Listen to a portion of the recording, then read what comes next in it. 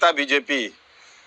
जाटव साहब, इस शो में आपको हो सकता है कम समय मिले, चूंकि यह पूरा जो शो है वह कांग्रेस के महाधिवेशन पे ही है, लेकिन आपसे टिप्पणी चाहूंगा कि जिस तरीके से राहुल गांधी ने बीजेपी को उसके गढ़ में घुस के ललकारा है, इससे आप लोगों को कुछ तो मुश्किलें हो रही होंगी।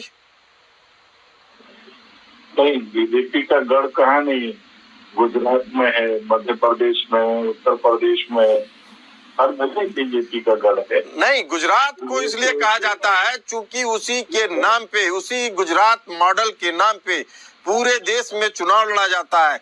वाइब्रेंट गुजरात की बात की जाए या मोदी है मुमकिन है, ये सारे नारे गढ़े जाते हैं तो गुजरात के इर्द गिर्द ही बुने जाते हैं। 2014 में गुजरात में स्पेशल इकोनॉमिक जोन की बात हुई, SEZ की। 2009 में स्पेशल इन्वेस्टमेंट एरिया बनाया गया। इसी के जरिए गुजरात में बड़े प्रोजेक्ट मिले, make in India, ease of doing business जैसे कैंपेन शुरू किए गए, जिसमें गुजरात मॉडल की झलक मिलती है। इसीलिए हमने कहा कि आपके गढ़ में घुस के अब चुनौती दे रहे हैं जी। और वही गुजराती मोदी जी जो है उत्तर प्रदेश में आ गई। आज उत्तर प्रदेश भी जो है दूसरे नंबर की इकोनॉमी बन गया भारत में।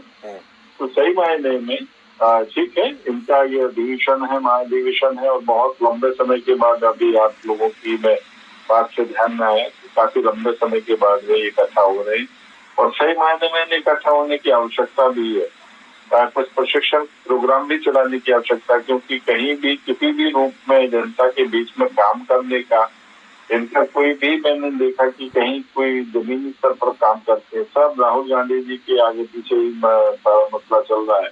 अभी जो प्रवक्ता है उनका ज्ञान जो है वो क्या नाम है, सुरेश जी, संत प्रकाश जाटव जी, निजी टिप्पणियों से बचिए, रिक्वेस्ट है मेरी, निजी टिप्पणियों से बचिए। और इसके अलावा उन्होंने अपने जो बात कही, जो वक्तव्य दिया, उसमें कहीं भी मल्लिकार्जुन खड़गे जी का नाम का जिक्र ही नहीं किया, जबकि वो इसके राष्ट्रीय अध्यक्ष हैं। तो सही मायने में कांग्रेस को अभी बहुत कुछ काम करने की आवश्यकता है। कहीं भी नहीं रहे, सिर्फ 2-3 राज्यों में इनके सरकार रह गई है, तो इन्हें काफी संघर्ष करना पड़ेगा, बहुत मेहनत करनी पड़ेगी और बहुत मेहनत करनी पड़ेगी। सुरेश राउत जी, हमने अपनी रिपोर्ट में भी दिखाया है कि किस तरीके से संगठन और विचारधारा दोनों का जो विलोप हुआ है, उस पे कांग्रेस जमीनी स्तर पे काम करना शुरू कर दी है। राहुल गांधी ने खुले तौर पे स्वीकार कर लिया। ये इंडी अलायंस को लेकर के आगे चल पाएंगे, क्योंकि जहां भी ये इंडी अलायंस को लेकर चलेंगे वहां पर सेकंड नंबर पे खड़े रहेंगे, और यदि अकेले खड़े होंगे तो फिर ये पहले नंबर पर जो है अपनी स्थितियां बना पाएंगे। अभी इनकी स्थिति जो है ना, इंडी अलायंस के साथ में लेकर के चलने से ये जो है अपनी स्थिति जो है दूसरे राज्यों में ढूंढ रहे हैं।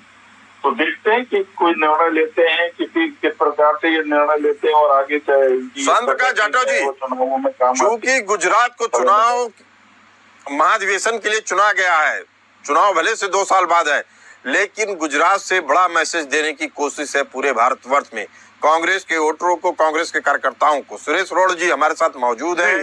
सुरेश राउत जी, मैंने आपसे सवाल पूछा था। संत प्रकाश जाटव जी,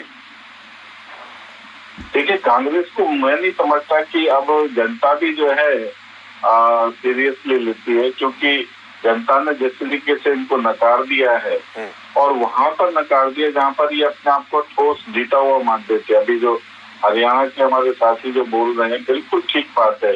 इतना इनको कॉन्फिडेंस था हरियाणा को लेकर के कि ये मान करके बैठे हुए थे कि हर हालत में जो है बूढ़ा परिवार जो है वो वहाँ पर एक बहुत बेहतरीन जीत हासिल करेगा, और अल्टीमेटली आप देखो जनता ने वहाँ पर इनको सिफर दिखा दिया, बिल्कुल पायन कर दिखा दिया। लेकिन बात कहाँ कांग्रेस महाधिवेशन की हो रही है? उस महाधिवेशन से कांग्रेस एक अंगड़ाई लेगी, कांग्रेस के कार्यकर्ताओं को यह भरोसा है। और